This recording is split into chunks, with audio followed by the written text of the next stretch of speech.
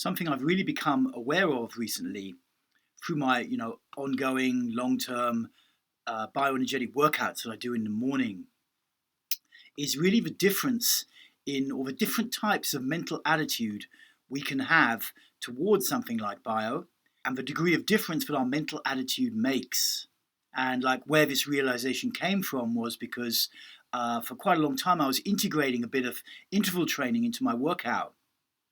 I had some Jeff Cavaliere belly, very intense belly workout thing that I was doing separately for a while.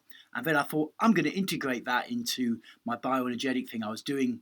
Every morning I would do like about 30 minutes on a 1 minute ding. So transitioning between a lot of exercises. And that kind of format, of course, suits interval training as well, where often you're working on like a 20, 30-second ding or a 1 minute ding to really get energy moving.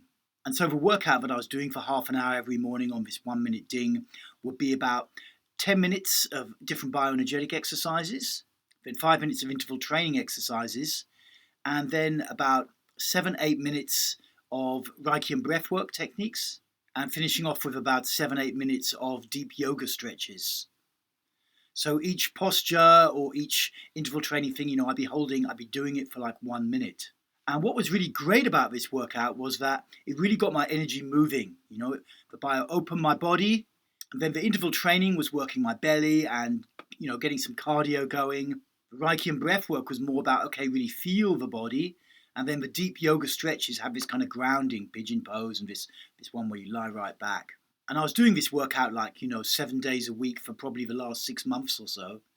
And what I noticed at some point was that even though it had the kind of emphasis on feeling the body with the Reiki and breathwork section, nevertheless, it was sort of charging me up for work, but I also wanted to open my body more. I was aware of, long-term dissociating, leaving pattern stuff in my mind that I wanted to get to, and I felt like it wasn't really getting to that. That stuff manifests by a lot of tension around my throat, in my neck, shoulders, this kind of area. Classic leaving pattern stuff, the mind trying to keep control.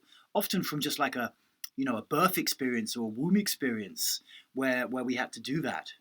And then that pattern continuing throughout our life. And as I began to introspect on this new need, I really became aware of something. That by putting those interval training exercises in, though, yes, I would get some cardio, I'd work my belly and stuff like that. Also, what I really became aware of at some point was that the mental attitude behind interval training was very different from the mental attitude behind bio. The kind of posture our mind is taking towards the body. And as I went into the interval training phase, it's like it's my mind pushing down on my body, and it's creating energy. It's creating cardio, it's waking me up, but it's my mind pushing down on the body. Same thing when I go to the gym, when I'm doing some like sets of exercises on my chest, on my arms, on my legs, etc., etc. It's my mind, pushing my body in a certain way. And it's not that that's wrong, it's functional. But then with the bio exercises, it's more my mind has got much less of a job. It doesn't have to be a sergeant major. It doesn't have to push my body. It's my mind's only job there, I'm in the bow posture. Okay, remember the posture, push for little bits of a posture that are important, particularly on the out breath, and remember to keep feeling the body. So it's got much less of a kind of pushy sergeant major kind of job, the mind, when we're doing bio.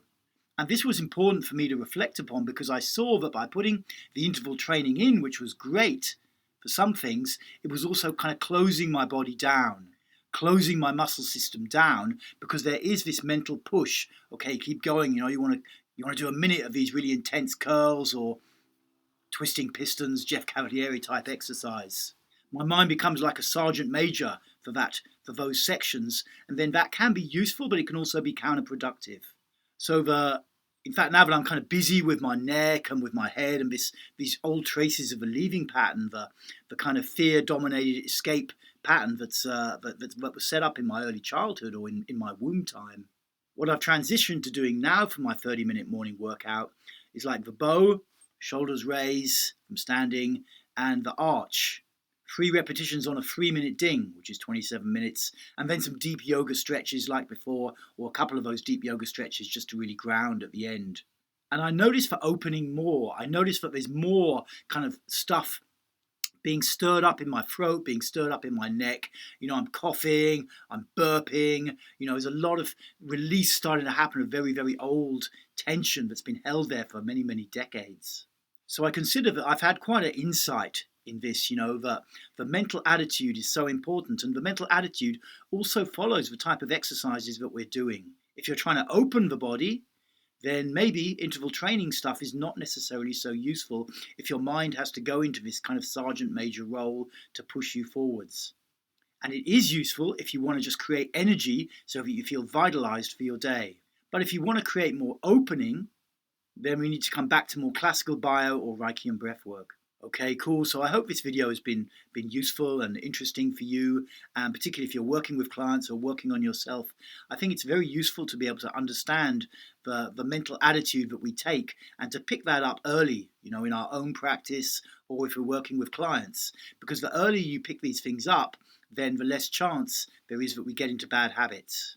Because particularly if you're looking at people with a rigid complex or this kind of dissociating complex, both very, very mental complexes, then they will tend to get into this kind of track, so you get on a track, and then the track has its value, but it also has its weak points.